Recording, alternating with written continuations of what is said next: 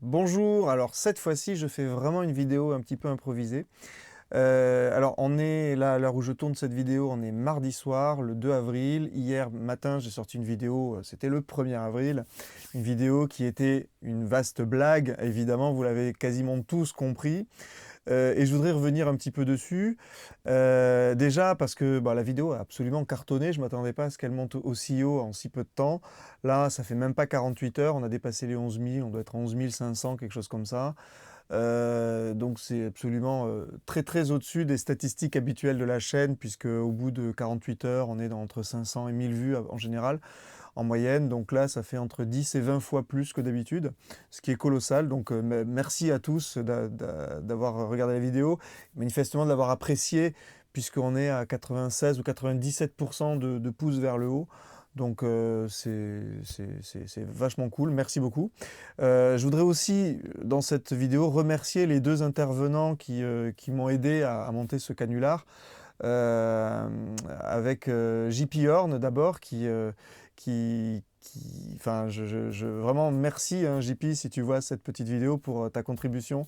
C'était hyper gentil de ta part d'accepter cette proposition un peu folle que je t'avais faite de venir raconter des bêtises sur les câbles. Voilà, un 1er avril, c'était assez drôle. Bon, je vous le dis, on va faire avec JP un live ensemble. Un de ces jours, ça va venir bientôt, peut-être courant avril. Restez connectés, suivez un petit peu les posts, Facebook, tout ça. Je vous en reparlerai. Il y a des choses qui se préparent, il faut qu'on trouve le temps, qu'on organise ça. Mais on va faire quelque chose, vous en saurez plus très bientôt. Sinon aussi remercier ben, Loïc, hein, il s'appelle pas du tout Antoine Dubois, il s'appelle Loïc. Donc, il se trouve que dans les commentaires, à 90-95% des gens, on voit que vous avez vraiment compris que c'était une blague. Et d'ailleurs, tous vos commentaires sont très amusants. Il y a plein d'idées pour d'autres 1er avril qui pourraient arriver. C'est vraiment marrant. Lisez les commentaires, ils sont très drôles. Vous êtes géniaux au niveau des commentaires. Bravo. Très, très inventif. Mais il y en a quelques-uns, je pense, qui croient, qui ont cru. Alors, je ne jette pas la pierre et je ne vais pas dire que ces gens-là sont des esprits faibles ou quoi que ce soit. Je suis le premier à pouvoir me faire avoir sur des choses. Donc, c'est bon, c'est de bonne guerre. Le 1er avril, il y a des blagues de partout. Et on tombe dans le panneau parce qu'on n'a pas pensé que c'était le 1er avril. Et puis voilà, et puis on s'est fait avoir. Je pense qu'il faut en rire et puis c'est tout. Surtout que là, il y a pas de danger, il n'y a pas mort d'homme, il n'y a rien. Quoi. Donc, mais il y a quand même eu un ou deux commentaires, donc très minoritaires, mais il faut quand même les entendre, de gens qui disaient oui, c'est pas bien de faire ça, c'est pas assez explicite que c'est vraiment une blague, il y en a qui pourraient le croire, qui n'ont pas le bagage scientifique pour se rendre compte que c'est pas bien, etc. Alors, c'est un petit peu pour ça que je fais cette vidéo, non pas pour dire mais si, je l'ai fait, machin, tout ça.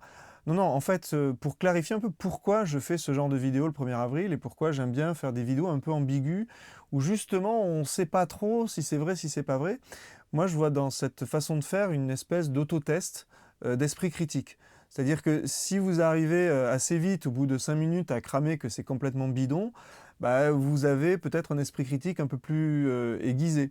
Peut-être vous avez aussi des connaissances scientifiques et un bagage technique qui vous permet de comprendre que c'est n'importe quoi qui est dit. Mais bon, là on parle d'une découverte avec des lasers, des trucs et tout, donc on n'est pas censé maîtriser forcément ces domaines-là. Si vous arrivez au bout de la vidéo et que vous avez toujours pas cramé que c'était n'importe quoi, c'est que peut-être vous êtes un peu facilement influençable et que vous croyez les choses un petit peu trop vite. C'est pas parce que généralement j'essaie de dire des choses assez justes que je peux pas un jour me tromper ou dire des choses fausses. Donc je m'inclus aussi dans les gens qui peuvent parfois, involontairement, hein, j'espère en tout cas, raconter des choses qui ne sont pas exactes. Et donc voilà, moi je vois que dans ce genre de vidéos, de blagues qui font un peu rigoler le 1er avril, mais le reste de l'année, bah, ça reste un moyen d'exercer un peu son esprit critique. Et justement, le fait de ne pas savoir à la base que c'est une blague, et ben de se dire, tiens, il y a des choses quand même un peu louches, bah, ça doit mettre la puce à l'oreille et ça doit forcément interroger et commencer à se méfier un peu de l'information. Donc pour ça, j'ai demandé à Loïc, donc notre grand chercheur au CNRS, de me rejoindre pour discuter un petit peu de cette vidéo. On va vous raconter un peu comment on a monté ça rapidement. Et puis, il va nous raconter un petit peu le vrai du faux. On va démanteler tout ça pour y voir un petit peu plus clair. Bon, alors, bonsoir Loïc. Parce que tu Non, ne t'appelles Guillaume pas... Dubois. Non, c'était pas Guillaume, c'était Antoine. Antoine Dubois. Voilà. Donc, on va essayer de démêler un peu tout ce qui est vrai, tout ce qui est faux là ce soir. Donc tu t'appelles déjà pas Antoine, tu t'appelles pas Dubois. Par contre, tu t'appelles Loïc et tu es vraiment chercheur. Voilà, donc je suis Loïc Ménien, chercheur, dans un laboratoire de physique des plasmas où on utilise les lasers intenses et qui s'appelle le LULI, qui est à l'école polytechnique. Voilà. Donc finalement, tout ce qu'on voit dans la vidéo, les lasers, les manips, les trucs et tout, c'est vraiment toi et c'est vraiment ton lieu de travail. Voilà, c'est ma vie de la journée, on va dire, et la vie de la nuit, c'est la musique. Donc un lien très fort avec la musique. Voilà. C'est d'ailleurs par la musique et par le son qu'on s'est croisés et qu'on s'est rencontrés Exactement. il y a quelques temps déjà. Donc en fait, ce que je voudrais qu'on fasse là, c'est qu'on revienne un petit peu sur la vidéo. Alors, bon, la vidéo a eu un super accueil. On est à plus de 11 000 vues. Là, on est en train de filmer ça. On est mardi soir. Enfin, dans la nuit, on va dire, parce qu'il est minuit passé. Voilà, la musique, c'est pour la nuit.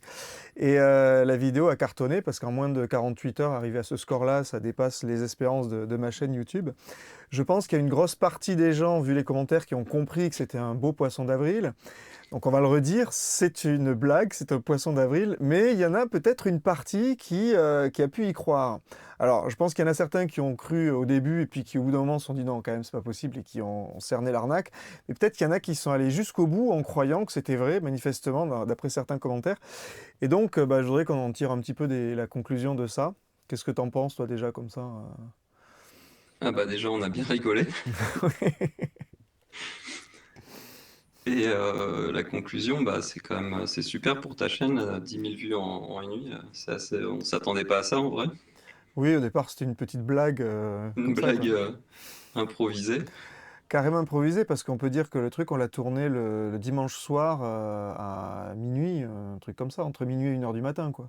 C'est ça, sans répétition. Sans répétition, sans rien, et le lundi matin à 9h, c'était publié. On recevait des mails des copains qui rigolaient. C'est ça.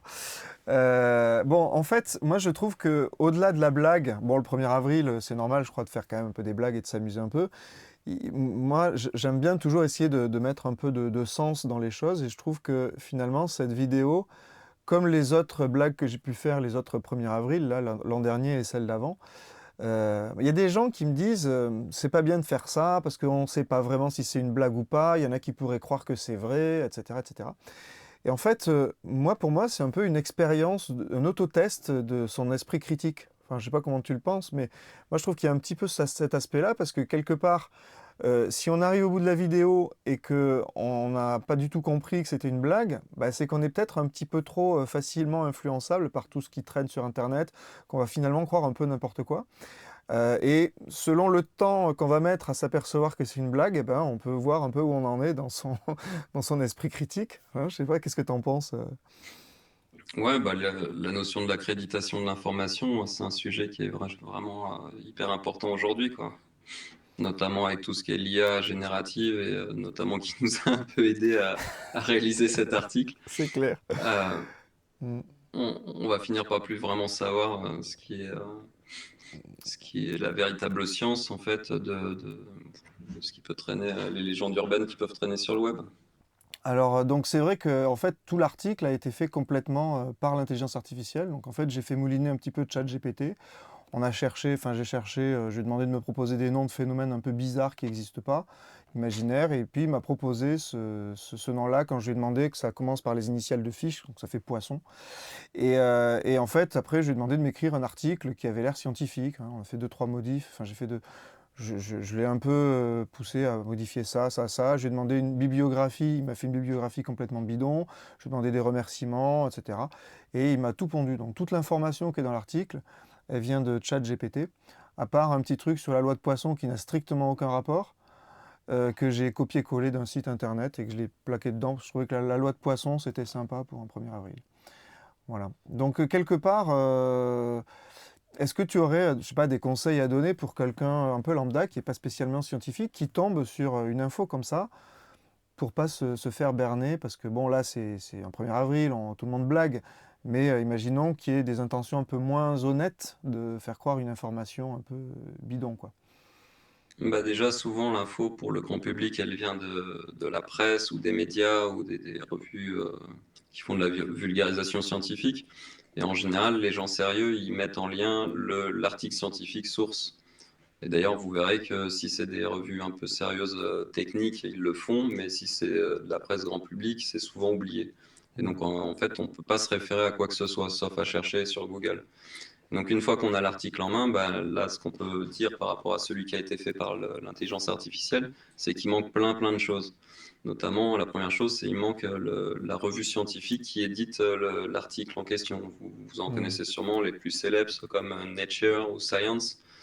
Et donc là, il y a pas de mention de ça. Et une fois qu'il y a la mention de l'éditeur, il y a forcément ce qu'on appelle un DOI. C'est un espèce de code qui est unifié, qui sert à référencer tous les articles scientifiques dans des grandes bases de données qui nous permettent de chercher dedans de manière bien plus efficace. Et là, il n'y a pas le DOI, en fait. Donc ça, déjà, ça veut dire que ça n'a pas été publié de manière officielle. Et donc ça, voilà, c'est une preuve que c'est hors du champ de la science et de la review Heureusement, par les quelque part. pairs. Pardon? Heureusement, quelque part, vu la qualité de l'article. Oui, je pense que les pairs auraient réfuté l'article directement. Très probablement. Mais bon, des fois, il y a des choses qui sont passées. On connaît tous les super chéris sur Hmm. Nature et Science. Il y a C'est déjà d'ailleurs, il y a arrivé. même pas de date de publication, hein. Voilà, donc il manque la date aussi. Et donc, juste en dessous le titre, il y a la revue, le DOI, là, comme je disais. Et en dessous, il y a les auteurs. Et la façon dont on liste les auteurs, il y a toujours le premier nom, c'est celui qui a écrit l'article et fait le travail. Le dernier, c'est celui qui est le directeur ou qui a financé l'étude. Et les gens qui ont participé au milieu. Et en fait, il y a toujours des petites astérix avec des petits 1, 2, c'est les affiliations des laboratoires. Et juste en dessous, il y a les laboratoires. Et le dernier truc, c'est le contact auteur, c'est le contact de l'auteur. Et il y a toujours son mail, en fait. Donc on peut toujours Hmm. contacter la personne qui a écrit l'article. C'est la règle. Oui, donc là, déjà, juste sans même Il y a tout rentrer faux. dans le contenu lui-même, juste sur la Voilà, sous présentation, le titre, déjà, ça dit que c'est bidon. voilà. Et après, dans le corps de la publi, là, ce qui manque, c'est sous les figures, normalement, il y a les références de figures, les références des tables, tout est numéroté. Il Et n'y a pas une seule il note manque de bas de aussi page. ouais, entre crochets, il manque les références, en fait, qui Oui, sont mal faites et qui oui. n'ont pas les DOI non plus. Hmm. Donc, on peut pas aller les chercher facilement. Et qu'est-ce qu'il y a aussi? Oui, la typographie et en fait, dans les articles scientifiques, les revues imposent un template. Ce qui est génial en science, c'est que nous, avec des crédits d'impôt de recherche publique, par exemple du CNRS, on est obligé de payer ces éditeurs, on est obligé de faire leur travail à leur place, de faire toute la publi sur leur template, de tout mettre en forme et on leur donne le truc tout fait, quoi. Et Hmm. eux, ils le publient et même ils récupèrent les droits en fait sur la science qui est dessus. Ah oui. Et évidemment, c'est trusté par quelques boîtes comme Elsevier, qui est bien connu, quoi. Ah bon, Voilà, une belle après, arnaque, on rentre dans un autre débat, mais mais c'est c'est vrai un que... autre débat. Ouais, ouais. En tout cas, voilà, sur la forme, l'article, il y a tout faux, ça va Ouais, pas, et ouais. après, Mais ça mélange des justement, notions. c'était un peu fait exprès aussi, hein. En vrai, le truc, j'ai fait ça, j'ai mis ça dans le texte de ChatGPT dans Google Doc. Je fais deux, trois bricoles pour que ça ait l'air vrai de très très loin, et puis c'est tout, quoi. Donc les deux, trois figures qu'il y a dedans, c'est des trucs piqués sur un site de je sais pas quoi, ce que c'était même. Il n'y a même pas de référence, il n'y a rien. Et puis l'espèce de croquis de l'expérience, c'est un truc que j'ai fait avec l'outil de dessin de Google, vite fait, en 3 minutes dans la voiture, hein. C'est vraiment Mm. fait à l'arrache, quoi. Vraiment à l'arrache. Et ce que je raconte sur les lasers après, ça colle plus ou moins bien sur l'article. En plus. Puis je crois qu'il y a une personne dans les commentaires qui l'a remarqué, mais bon, docteur Antoine Dubois, CRNS. Tu vois, j'ai fait une faute exprès en plus. C'est pas CNRS, c'est RNS. Histoire de bien, voilà. Et c'est pas une faute de frappe, c'est vraiment volontaire que ce soit vraiment à l'envers. Alors en plus, il y avait l'acronyme FISH qui est bien mis en avant dès le résumé de départ. Avec tout ça, normalement, on doit se rendre compte tout de suite que l'article il est quand même un peu bidon, quoi. En tout cas, qu'il faut se méfier. Je pense que dès qu'il commence à y avoir un ou deux signes un peu louches, à mon avis, il faut tout de suite commencer à exercer son esprit critique, hein. Oui, alors en fait, les noms d'animaux, on en discutait ensemble, mais en recherche, les chercheurs adorent faire des acronymes et avec facétie glisser des noms de tous les animaux qui existent sur la Terre. Donc ça, vous trouverez dans plein d'articles des espèces de noms bizarres d'animaux Ouais. en acronyme. Alors, Mais bon, moi, un 1er avril, oui, arrivé à mettre ouais. fiche, fallait le faire. J'avais noté aussi que quand on cherche fenêtre d'interaction spectrale harmonique, juste le titre sur Google, il n'y a rien qui sort en fait. On voit Non, vaguement ça ne veut rien dire. l'association spectre, analyse spectrale avec les fenêtres, les fenêtrages quoi. Genre Bah, fenêtre déjà, de parler Hahn ou des de machins comme ça. spectral, c'est l'inverse du temps. Donc, parler de temporel dans du spectre, il y a un petit problème. Oui, voilà. Bon, donc déjà, il n'y a rien qui sort. Si c'était une découverte comme ça vraiment importante, même, enfin, si moi, youtubeur ou ingé son ou musicien, je commence à en parler sur ma chaîne et que j'ai réussi à joindre le chercheur qui a fait ça, logiquement, on en a déjà parlé ailleurs, quoi. Enfin, c'est ce que tu disais tout à l'heure. En général, ça va sortir d'abord par les médias, peut-être les revues un peu spécialisées qui vont en parler, puis après, ça va être repris par les médias plus grand public. Bah, oui, en général, c'est ce qui se passe. J'ai aussi cherché, alors Antoine Dubois, c'est un nom proposé par ChatGPT. Je l'ai pris tel quel. Alors j'ai tapé Antoine Dubois, le premier truc qui sort sur Google, c'est un chirurgien du 17e ou 18e siècle. Il y a plein d'homonymes plus récents, dont je crois des médecins, chirurgiens ou je sais pas quoi, encore, mais bon, ou qui travaillent dans la biologie.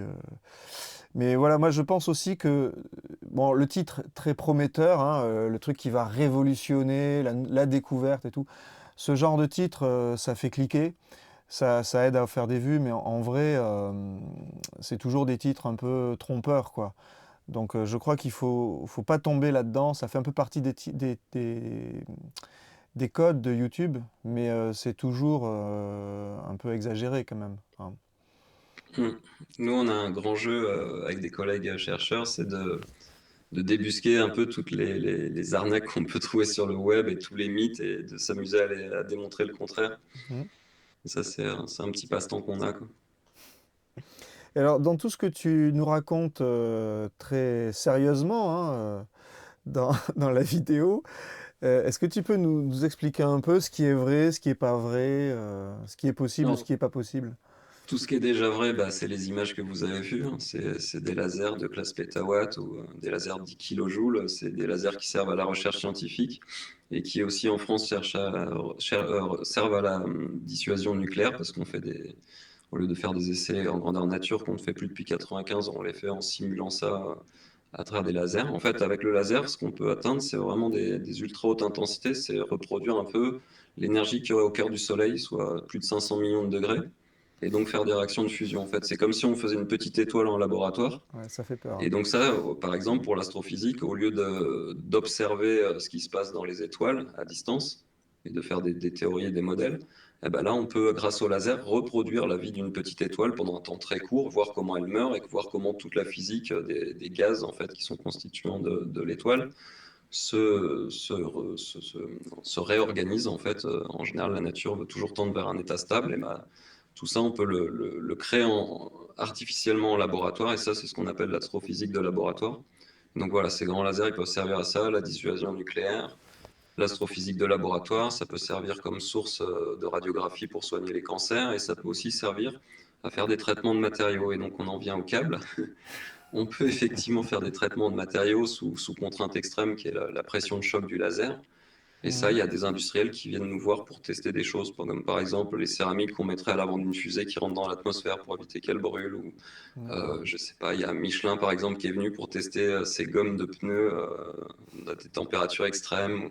Ça peut être, on peut durcir la matière. Il y a ce qu'on appelle le laser shock pinning, c'est avec par traitement laser, on peut traiter la matière métallique et la durcir ou faire des soudures ou ce genre de choses. On peut Et traiter donc en fait, les domaines d'application sont c'est ultra infini. variés, quoi. L'ophtalmologie, en fait, le laser était très célèbre pour ça, quoi. On peut soigner les yeux, quoi. Mhm. En fait, le laser, il est omniprésent dans tous les champs de la science comme outil de mesure parce que c'est la lumière la plus cohérente qu'on puisse avoir et Ouais. donc qui est la plus précise pour faire des Donc expériences. la lumière cohérente, c'est une lumière qui est tellement organisée qu'en gros, on sait vraiment ce qu'il y a dedans, quoi.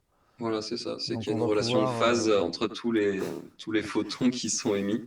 Et donc, c'est là que moi j'adore, c'est que la physique des ondes que je vis dans mon laboratoire, on peut la transposer à l'infini à la physique des ondes sonores. Et ça, c'est ouais, génial, quoi. C'est hyper ouais. intuitif Un après quand jour, on fait du un jour son. on en parlera, Ouais, j'espère. on en parlera sur la chaîne et tu reviendras nous parler de tout ça plus en détail. Et finalement, est-ce que l'interaction entre l'acoustique et l'optique, c'est quelque chose de possible? Ou est-ce que par exemple, j'avais lu un truc, parce que j'avais quand même fait des petites recherches avant pour voir s'il n'y avait pas des choses qui existaient, mais j'ai trouvé qu'un seul article que j'ai même pas pu consulter en intégralité, je trouvais que le résumé, et un truc de 2019, et c'était pas un 1er avril, donc je me suis dit peut-être que c'est sérieux. Apparemment, on aurait réussi avec un laser à produire, reproduire des sons en, je sais pas quoi, ionisant l'air ou un truc comme ça, pour reproduire une onde acoustique, qui permettrait de cibler quelqu'un directement. Mais ça me semblait quand même un peu loufoque. Euh, tu penses que c'est des Il trucs qui faudrait seraient regarder possibles, hein? si l'article est bidon ou pas. Non, bah, je connais pas l'article dont tu parles. Mais En tout cas, sinon, enfin, bah, les lasers, en fait, ce qu'on peut dire, c'est quand on envoie une onde de choc d'un laser, en fait, c'est un flux de photons qui crée un choc sur de la matière. hmm, La matière, en fait, est constituée d'atomes qui sont organisés de manière, c'est des réseaux périodiques, hein, en fait, comme des réseaux cubiques ou ce genre de choses. Et en fait, quand le laser il tape dans ces atomes, hein, il y a une interaction entre les photons du laser et les électrons en fait constituant des atomes, et ça envoie une espèce d'onde. En fait, il y a un transfert de l'énergie du laser qui est une onde, qui est par nature ondulatoire, hein, la mhm, lumière, et ça transfère ça à la matrice en fait qui est dans la matière. Et cette onde, en fait, elle se transfère de l'optique qui est à très haute fréquence à une fréquence qui est bien plus basse et qui est dans le domaine de l'acoustique. Et en fait, c'est une onde, d'accord. c'est comme une forme d'électrostriction du milieu. Mhm. Et en fait, il y a plein de types de résonance ou de propagation d'ondes qu'il peut y avoir dans les matériaux. C'est ça qui se passe, par exemple, quand tu places ton tournevis dans le rayon et que ça se met à claquer? C'est un peu ce genre Alors, de choses? non, c'est encore autre chose ça, mais si tu veux, je te l'explique juste après. Mais en gros, ce qu'on peut dire, c'est que ces ondes acoustiques, bah, par exemple, dans la matière, il y a les ondes Brillouin, on appelle ça. Ça peut faire plein, plein, plein d'effets dans la matière, et ça, c'est vraiment étudié avec les lasers. Et aussi le fait que la matière, par exemple, quand on envoie une onde électromagnétique comme un laser sur la matière, on voudrait qu'elle ne soit pas réfléchie, quoi. Donc on peut changer les matériaux pour que ça soit absorbant. Par exemple, imaginons un radar qui veut détecter un avion et l'avion il veut être furtif. Bah, c'est Hmm, en créant des bons matériaux, en créant l'onde acoustique dans le matériau qui dissipe l'énergie du laser sans la réfléchir, d'accord, on peut faire des choses. d'accord. Voilà, mais tu me parlais avant du tournevis, donc oui, pour que les gens comprennent, donc c'est un faisceau laser type nanoseconde, donc à 10 puissance moins 9 secondes. Donc c'est assez court dans le temps, on sait faire bien mieux, hein. On sait faire des lasers femtosecondes, même attosecondes, plus que 10-15 secondes, donc c'est C'est quoi? vraiment C'est la les durée plus... des impulsions, c'est ça? Ouais, voilà, c'est comme si on allumait et éteignait l'ampoule, mais que ça dure pendant 10-15 secondes. Donc en gros, c'est les plus brefs instants qu'on s'est créés dans l'univers de C'est manière quoi? C'est les artificielle par photons un l'homme, par un qui partent là presque. Donc en fait, sur ce temps très court, on envoie une énergie de l'ordre de la centaine de millijoules. Et ben, quand on place de la matière type métallique devant, en fait, il se produit une ablation laser, quoi. Ça crée un mini plasma. Le plasma étant la quatrième état de la matière. Vous connaissez la matière sous l'état solide, liquide, gazeux. Bah, si vous continuez à chauffer, ça désordonne la matière. Et donc on arrive, en fait, c'est une énergie suffisante pour arracher toute la structure atomique de la matière. On arrache les électrons et tout ça, et ça fait une espèce de soupe qu'on appelle plasma. Et donc il est d'autant plus chaud et dense qu'on a comprimé avec le laser fort la matière. Hmm, Et donc ce qui se passe, c'est que la matière ablatée qui jaillit du tournevis, en fait, hein, on a fait un petit trou dans le tournevis de la matière, elle se volatilise sous forme de gaz. Et en hmm, fait, ce gaz, ça vient polluer l'air. Et le laser qui passe à travers, ça fait l'espèce d'éclair que vous voyez. d'accord. Donc c'est joli. Donc si vous soufflez quoi, si vous mettez quelque chose qui ionise l'air, ah tiens, voilà, Ah, on va faire des vues, il y a un chat! c'est le Magnifique! chat le chat de Schrödinger. Exactement! Il a su qu'on parlait de lui. Il a entendu parler de fiches, il rapplique. Voilà, donc en fait, bah, c'est assez dangereux, hein. Si on mettait la main, en fait, ce qui se passe, c'est que vous allez juste sentir une ablation, ça pique comme si on vous mettait une aiguille dans la main, mais ça va pas faire un trou dans la main. Par contre, il faudrait pas la laisser des heures parce que ça finirait par faire un trou. Ah oui. Justement, je pense que les lasers à très haute énergie, là, les précautions, elles doivent être, gigantesque parce que c'est quand même hyper Ouais, alors dangereux, hein. curieusement, sur les lasers, le premier risque, c'est pas le risque de la lumière et le risque oculaire, c'est le risque électrique. Ah Parce oui? que les amplis laser, c'est plein de systèmes de refroidissement à eau qui sont autour de très haute tension, en fait, avec des très forts courants. Et si ça vient en court-circuit alors qu'on a les mains dedans, bah là, c'est mortel Ouais, instantanément. ouais, c'est Alors clair. que prendre un coup de laser, la probabilité de le prendre dans les deux yeux en même temps, elle est nulle. Enfin, quasiment nulle, on va dire. Hmm. Et donc, au pire, on va perdre un œil. Bon, voilà, c'est des choses qui peuvent arriver, mais on se protège. Ouais, bah, faire attention. Écoute, on a fait un peu le tour. Alors, en plus, c'est passionnant là, de t'entendre parler des lasers pour de vrai. On pourrait en parler pendant des heures. Peut-être tu peux te présenter un peu rapidement, dire un peu ce que tu fais, parce que tu fais aussi beaucoup de musique, tu fais du son et tout. En quelques mots, là, Bah, dans la très vie rapidement. professionnelle, du coup, oui, je fais de la recherche au CNRS à l'École Polytechnique, là, dans le monde des lasers. Donc, c'est passionnant, ça m'occupe beaucoup. Ça m'a permis de comprendre la théorie du son et, de manière intuitive. Et en fait, bah, ma passion du son, elle est née parce que quand j'étais petit, j'étais le voisin de Christian Hell, de Hell Acoustique, donc l'homme qui a créé le Line Array. Donc, à cette époque, il testait ça dans son petit garage, dans un petit village de campagne, là, en banlieue sud de Paris. Et bah, je jouais dans son garage et puis bah voilà, c'est quand on entend pour la première fois de sa vie quand on est gamin une sono vraiment puissante, ça fait quelque chose. Et donc cette passion elle est toujours restée et un peu plus grand, bah, je jouais de la musique, donc cursus classique un peu comme toi, flûte traversière et puis Mhm. apprendre la musique. Puis en grandissant, prendre une guitare parce que c'était plus sympa, mettre de la disto, puis passer à la basse parce que le guitariste était parti, puis passer à la batterie et puis ainsi de suite. Et puis, on s'est mis à enregistrer les premiers groupes, du petit Porta Studio, tu sais, 4 pistes à cassette. Mhm. Puis les premières stations numériques, là, vers 96. Et puis, Ouais. une fois qu'on se met à enregistrer, bah, on progresse et puis on comprend vite qu'on joue mal. Puis on finit par enregistrer des mecs qui sont bons, qui jouent. Puis on finit par devenir plus ingé son. Donc ça a été mon cas, donc à mixer du live, à mixer du studio. Mais toujours à la base, c'était d'abord pour enregistrer mes groupes. Et puis à se structurer, acheter du matos de mieux en mieux, fabriquer son matériel comme toi. Mhm. Puis finalement, en fait, moi, avoir une approche numérique depuis toujours, en fait, depuis 96, hein, j'ai été Ouais. toujours full numérique avant l'heure. Ça, on en parlera parce que c'est vrai Ouais, qu'ici, moi, je suis plutôt, on va dire, hybride avec pas mal d'analogues. Mais et toi, tu es complètement dans l'opposé. ouais, dans Mais le on minimalisme en parlera un numérique, jour de ouais, ça. On en exactement. parlera. Ouais. Et puis de fil en aiguille, bah, de s'équiper de super matériel, hein, comme des super enceintes. Là récemment, on en parlait des keys audio avec voilà, tout ce qui va bien. Hmm. Auparavant, tu as eu des Puis, PSI, je crois, hein, aussi, hein. ouais, voilà, des C'est pas mal PSI aussi, on est aussi. sur du haut de gamme, là. Et puis une longue passion des forums et puis de copains qui aiment vraiment les choses. Voilà, nous on a un petit forum qui s'appelle Pragmatic Audio où on traite des sujets un peu physiques et puis artistiques. Et puis voilà, bah, beaucoup de live avec des groupes que je suis, que j'enregistre, et puis on s'occupe de salles autogérées dans le coin et on essaye de les faire vivre avec beaucoup de bénévolat, quoi. Bah, écoute, c'est magnifique. Alors, en tout cas, encore merci pour ta contribution à cette petite vidéo, à cette petite blague qui a fait quand même pas mal de vues sur YouTube. On aura l'occasion de te revoir sur la chaîne ici. On va se faire peut-être, on se fera une petite signature ensemble, une petite émission ensemble un de Avec ces jours plaisir. pour que tu nous parles de tout ça encore plus en détail.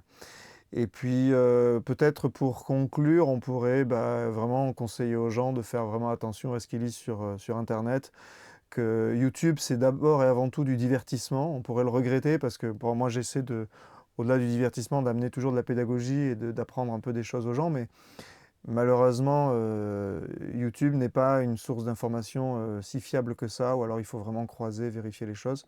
Et YouTube et même Internet en général, hein, voilà, on ne va pas se mettre à faire expliquer la démarche scientifique et tout, c'est pas le but ici, mais en gros, faites un peu attention à ce que vous lisez et ne tombez pas dans le panneau trop vite, doutez un peu plus, soyez un peu plus dans le doute cartésien. Ouais, puis il y a toujours le CNRS qui vous accueillera ou allez lire les publis de tous les chercheurs qui en font tous les jours. C'est une mine de... quoi, c'est vraiment Est-ce qu'il y a certaines publications qui sont un peu lisibles pour un profane? Parce que c'est vrai qu'un papier de recherche, c'est quand même, faut quand même avoir un niveau pour le lire, mais Alors déjà, le premier problème, c'est que tous les papiers de recherche sont écrits en anglais. ouais. Donc ça, Donc déjà, déjà, ça c'est un aussi, facteur limitant pour... c'était aussi un ouais. indice. Ouais, papier français.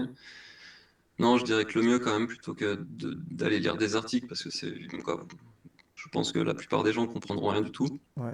c'est de regarder plutôt les revues scientifiques, quoi, comme La Science ou tout ça. Mmh. Ouais, Mais bon, aller lire les publis d'un domaine, dans tout ce qui est, par exemple, je pense aux vivants, sur la biologie, par exemple, on peut comprendre quand même beaucoup de choses. quand Mais j'étais, en physique, le problème, quand c'est que le prérequis, ça va être la limite des maths. ouais. Et donc, pour comprendre la physique Oui, sans mais maths, c'est peut-être, impossible. peut-être on peut essayer d'appréhender un peu le principe des phénomènes. Évidemment, on ne saura pas les quantifier, mais bon, moi je sais Bah, je conseillerais plus de lire les thèses dans ce cas-là, parce que quand les thèses, il y a de j'étais l'introduction. étudiant, quand j'étais lycéen, je lisais la revue pour la science. J'en ai lu un paquet. Il y a des trucs qui me passaient, enfin que je comprenais pas, mais c'était intéressant et j'aimais bien.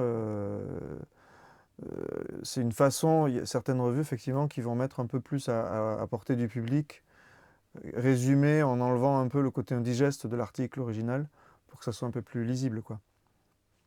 Ouais, sinon, c'est vrai que moi, c'est moins ma génération, mais il y a d'excellentes chaînes YouTube aujourd'hui qui font un super taf et il y a vraiment, il y a des chercheurs, hein, il y a des chaînes YouTube, c'est impressionnant le niveau de ce qu'on peut voir, quoi. Hmm.